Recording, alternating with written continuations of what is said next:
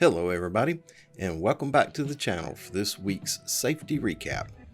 Before we get started, make sure that you give me a thumbs up down below here to encourage me to make more videos of this type. Also, subscribe to my YouTube channel where you'll find additional videos of this nature, along with toolbox safety topic videos and leadership training videos. Well, let's go ahead and get started with this week's safety recap.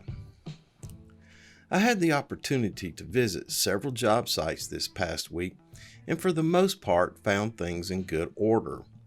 There were a few items of noted concern, and I will address them after a few words about keeping your project on time and budget, effective transmission of project information.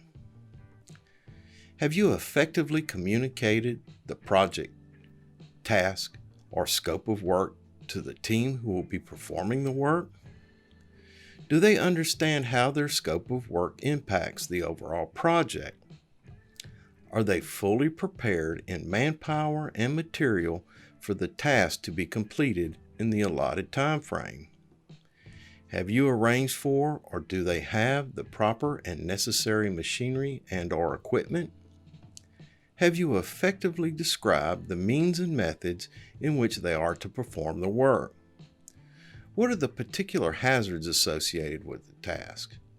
Have you communicated the means and methods to mitigate recognized or potential hazards associated with the task? These are just a few questions you need to ask yourself about your upcoming project. Planning and preparation are essential components for the successful completion of any task or project. Does any of this sound familiar? Well, it should. These are essential components of the pre-task plan, or the PTP. As estimator, project manager, or superintendent, these questions should be answered prior to the transition of the project from the office to the field. Prepare yourself and team to perform all tasks in a safe, timely, and efficient manner to avoid accidents, injuries, scope creep, cost overruns, or embarrassment. Remember the 5 P's. Proper pre-planning prevents piss-poor performance. Plan your work and then work your plan. On with the recap. Let's talk about torching operations. Valve caps are to be in place when cylinders are not in use. Flashback arrestors are required on both oxygen and acetylene installed at the cylinder. Oxygen and acetylene cylinders are to be segregated, empty and full. Cylinders in storage are to be separated by a minimum of 20 feet, and that's the fuel from the oxidizers. An appropriate type fire extinguisher shall be readily available. Before commencing torching operations, combustible materials shall be removed from the area. Ensure, if required, any applicable burn or torching permits are complete.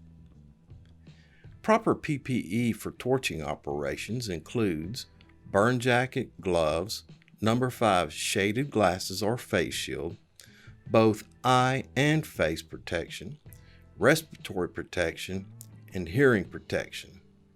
As a final note, compressed gas cylinders per OSHA are to be transported upright and secured against movement. And then the PTP, we touched on it briefly a moment ago. The PTP is to be written, reviewed with, and signed by all task participants prior to the commencement of work. The PTP is the most valuable tool on the job site. Use it every day and use it first. And finally, never allow anyone to use construction equipment not designed to lift personnel to do so. No standing in or riding on skid steer buckets, track hoe buckets, wheel loader buckets, or any other type of similar equipment. To reach higher levels, use ladder, boom lift, scissor lifts, etc. All right, boys and girls, that's it for this week's safety recap. Thanks for stopping by, and thanks for watching. Make sure you give me a thumbs up down below here to encourage me to make more videos of this type. Also, subscribe to my YouTube channel where you will find additional videos of this nature, toolbox safety topic videos, and leadership training videos. And until we see each other again, take care of yourself because you're number one. Look out for your co-workers and help ensure their safety.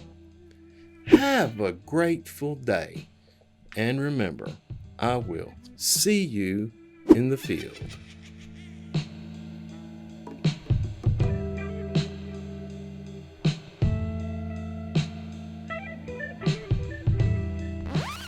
All right, let's get this party started. I messed up the first time. This is take 2. I forgot to hit the record button. Can you imagine that? Me forget to do something? Me? Fallible? Are you kidding? Anyway, let's get this party started. Sound check.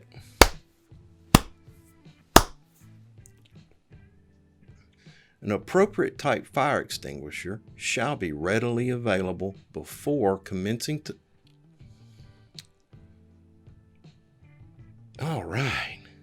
I think I flubbed it up a couple times, but I think I'll use this one. At least I remembered to hit the record button.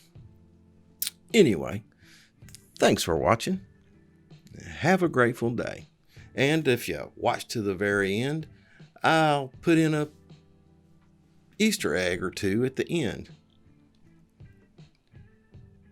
Thank you. Stop recording. Stop.